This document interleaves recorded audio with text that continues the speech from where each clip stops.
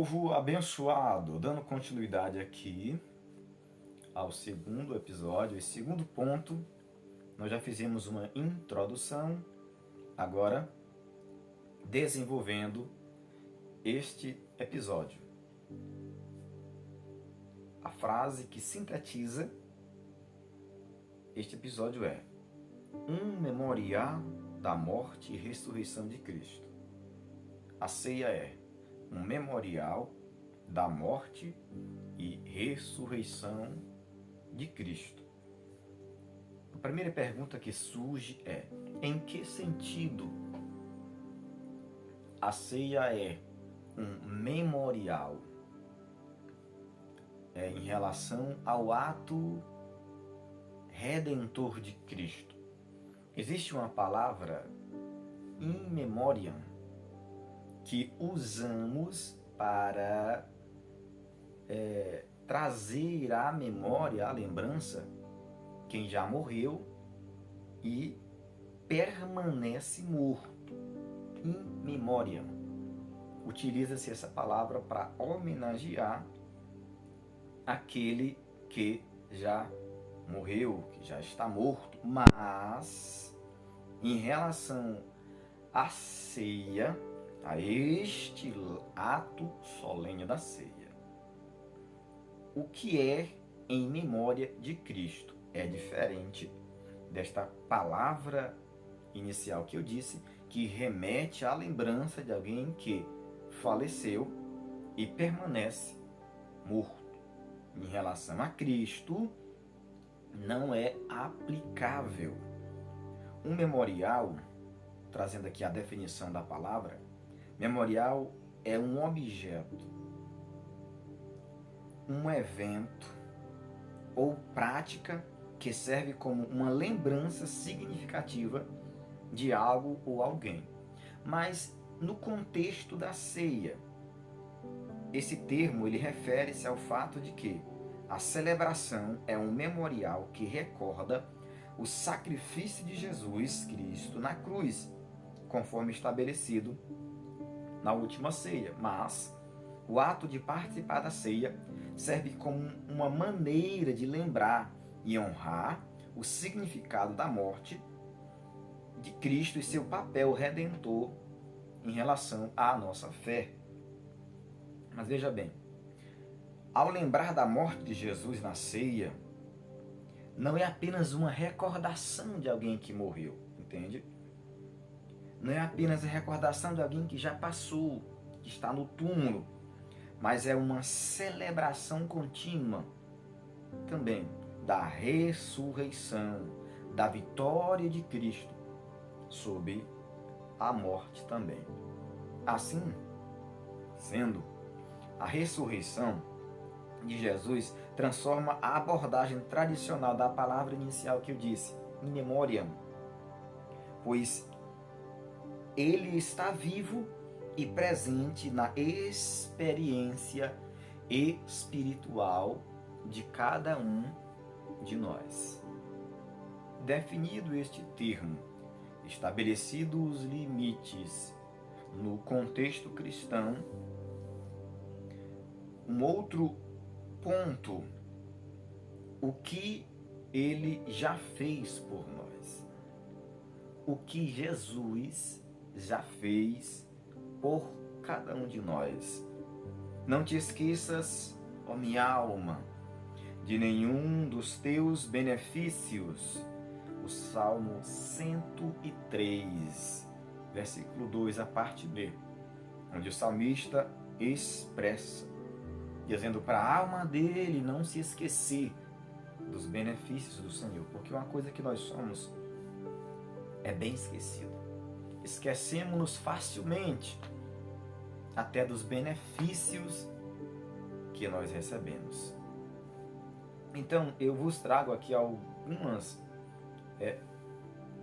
questões, algumas frases. A primeira é: Jesus, o que ele já fez, ele veio do céu, encarnou em um corpo humano. Paulo, em Filipenses, ele traz esta imagem, dizendo que Cristo veio, não usurpou ser igual a Deus, tornou-se como um servo, como um ser humano, padeceu em nosso lugar. Isaías também vai trazer esta imagem do servo sofredor, dos homens de dores. Então Jesus, ele veio do céu, ele encarnou em um corpo humano. E algo interessante, eternamente ele terá este corpo humano. Por toda a eternidade ele vai ter esse corpo humano. Em segundo lugar, eu digo, ele sofreu como um homem, como eu disse agora, homem de dores.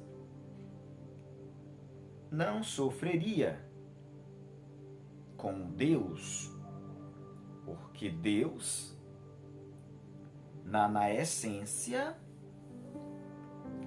ele não é como um ser humano que sente dores humanas, dores carnais.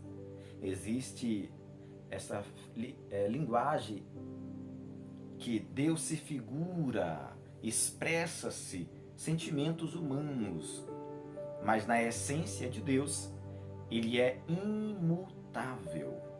Imutável. Em terceiro lugar, seu corpo foi partido, foi dilacerado por cada um de nós.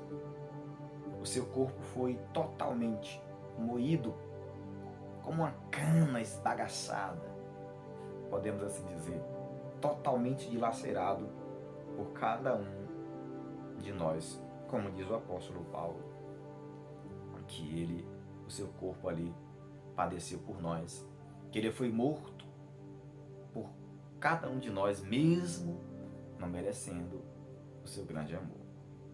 E em último lugar, neste ponto, na cruz ele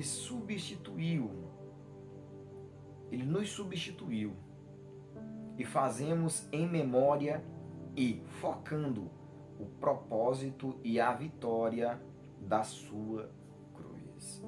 Na cruz ele nos substituiu, e nós fazemos este ato solene em memória, focando o propósito e a vitória da sua cruz. Amém? Deixe seu comentário. Está entendendo até aqui? Deixe seu comentário aí. Curta, compartilhe, nos ajude.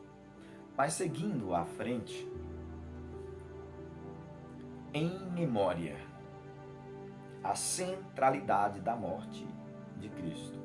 Em memória, a centralidade da morte de Cristo. O que ele fez? Morreu por todos nós. E o apóstolo Paulo, na sua carta, ele vai dizer que agora ele morreu por nós, lá na segunda carta de Paulo aos Coríntios, capítulo 5, para que nós não vivêssemos mais agora para si, mas para ele que morreu por cada um de nós. O que ele fará? Ele voltará. O ato é até que ele venha, até que ele retorne para nos levar. E a ordem é: anunciais a morte do Senhor até que venha. Ele fará isso, ele virá e nos levará para junto dele. Caminhando para a conclusão, deixando claro que aqui não é uma pregação completa, não. É um estudo que eu trarei detalhes de uma forma simples e direta. O último ponto que eu vos trago é uma reflexão para cada um de nós. Nós já morremos para o mundo e ressuscitamos e vivemos para Cristo. Nós já morremos para o mundo e ressuscitamos e vivemos para Cristo. Eu não quero ler o texto completo, mas eu trago aqui a referência da Epístola aos Romanos, capítulo de número 6, dos versos 1 até os versículos de número 11. Leia. Eu quero ler aqui apenas 2 Coríntios capítulo 5, verso 15, onde eu disse, e ele morreu por todos, para que os que vivem não vivam mais para si, mas para aquele que por eles morreu e ressuscitou.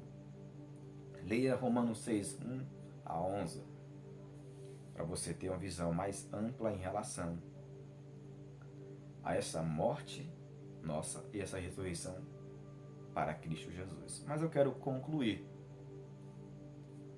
A ceia é este memorial do que Jesus já fez por cada um de nós. Eu tenho também um PDF, possivelmente deixarei logo abaixo na descrição, com mais detalhes desse estudo. Deus abençoe, curta, compartilhe, eu conto contigo.